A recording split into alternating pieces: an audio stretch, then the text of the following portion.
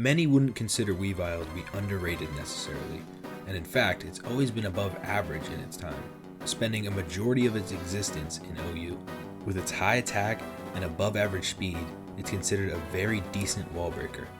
It also helps that Dark and Ice are excellent offensive typings, hitting 6 types super effectively. It, however, has absolutely no defense to speak of, and honestly would die giving a fist bump. Now, Game Freak kinda did Weavile dirty by creating a powerful legendary Shen Pao, which outclasses it in almost every way. Same typing and everything. Luckily for Weavile, Shen Pao has not been implemented in Emerald Redux, but lots and lots of brand new strong and bulky Pokemon have been. Weavile didn't just take this lying down, however. It has also been buffed by lowering its attack by 30. But fear not, it's still extremely fast and has plenty of help from its moves and abilities to destroy Pokemon that have the misfortune to cross its path. Let's start with the 3 you can choose from. Fatal Precision causes super effective moves to always hit and do 20% more damage. The coverage from its stab moves alone make this very powerful. Violent Rush allows Weavile to move 50% faster and hit 20% harder on the first turn. Extremely useful for revenge kills and stop sweepers dead in their tracks. Lastly, Hyper Aggressive, causing moves to hit twice, 25% on the second hit. This is very useful for opponents who think a Focus Sash is going to save them. It won't. All 3 are good choices, and its power is boosted even further with its innates. Tough Claws, which boosts its contact moves by 30%.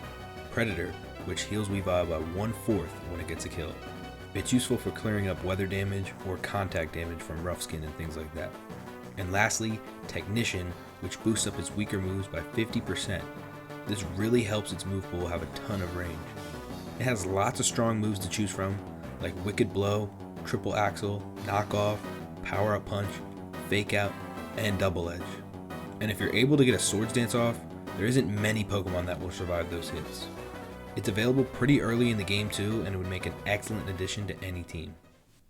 Chatot is easily one of the most forgettable Pokemon ever.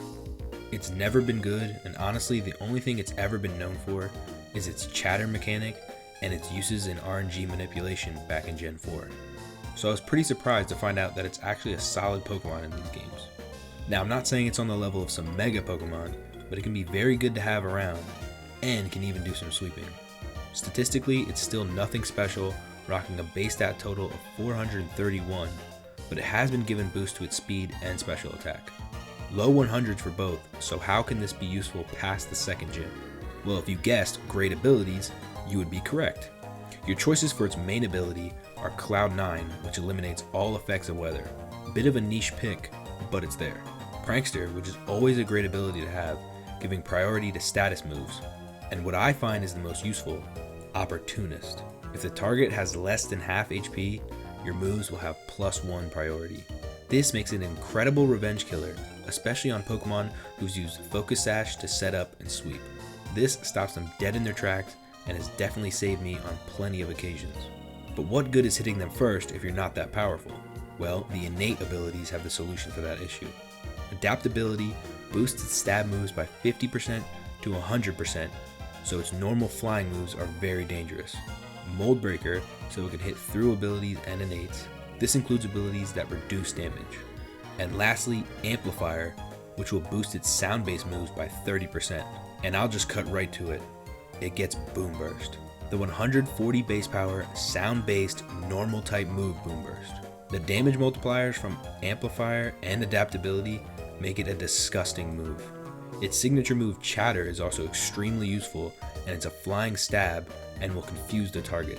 So if they somehow live, they now have to get through a confusion. It gets Heat Wave for steel types and Hidden Power for anything else. 1 agility and it's ready to sweep. Nasty plot if you don't think speed is going to be an issue.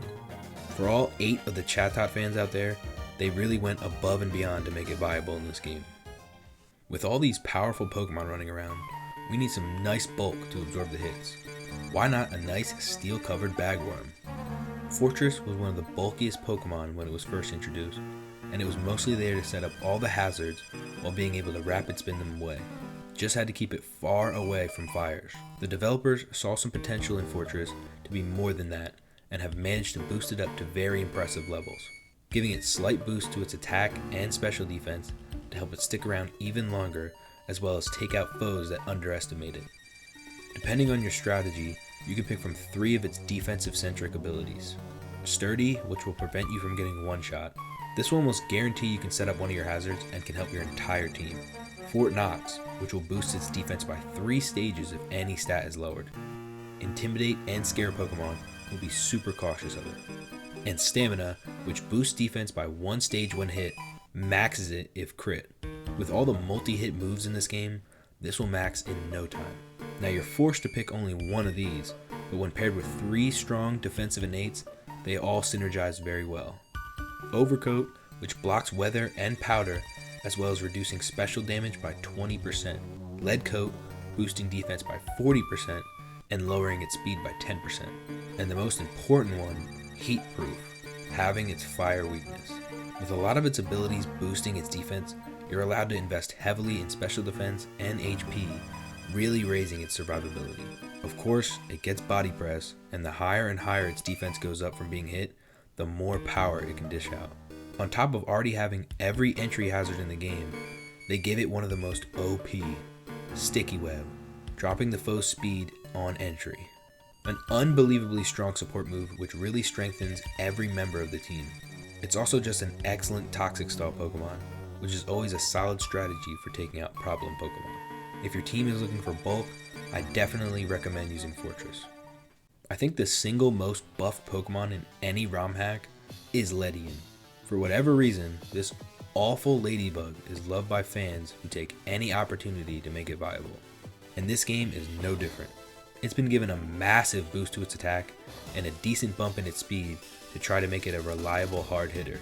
Emphasis on hitter because it's now a bug fighting type and has been given plenty of tools to leave opponents black and blue. It can pick from Aerialate or Pollinate, which makes normal moves flying or bug respectively and gives them a 10% boost. Or for more of a reversal ability, it can have Aerodynamics, raising its speed if hit by a flying move, and it completely removes its 4 times flying weakness.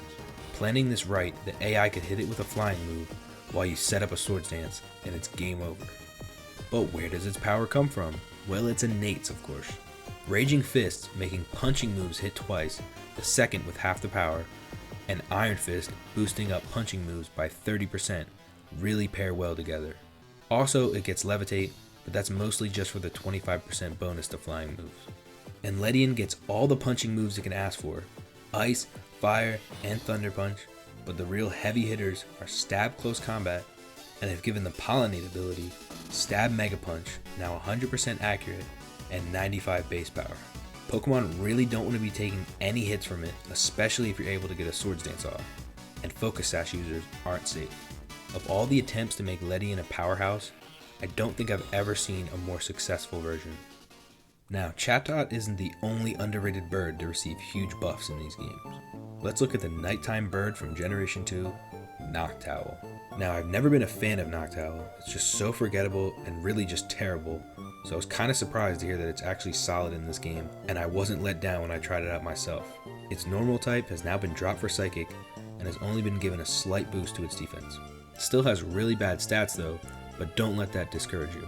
One of its choosable abilities, Air Blower, will set up Tailwind on entry. Not only does this really help Noctowl do what it wants, it can really upgrade every member of your team, especially in doubles. Tinted Lens, making not very effective moves do normal damage, and Aerialate, turning normal moves into boosted up flying moves. These are its other options, but honestly I think they're the worst options. It isn't just for support though. It can use its doubled speed to cause problems for the foe. Majestic Bird will raise its special attack by 50%, and paired with a choice specs does very decent damage. Nocturnal reduces damage from Dark and Fairy moves by 25%. Gotta protect that new Psychic type. It also boosts its Dark type moves, but other than Hidden Power, it gets no special Dark type moves. Lastly, it gets Insomnia, so it can't be put to sleep. It doesn't have much time under Tailwind, so using 3 turns wisely is very important, but it can be swapped out to finish foes later on. Using powerful moves like Moonblast, Boom Burst, and Extra Sentry, it's more than capable of taking out a lot of Pokemon. It can be used very early in the game, and can still be a reliable addition to a team later in a playthrough. All teams can't be filled with Mega Evolutions, so finding buffed up regular Pokemon can really help you get past some difficult battles, and oftentimes it's the Pokemon you wouldn't have even considered. If you plan on trying any of these, or if you have any other overlooked Pokemon, please let me know. If you like this video, consider leaving a like and subscribe if you haven't already. I appreciate you watching, check out some of my other videos, and I'll see you again soon. Peace.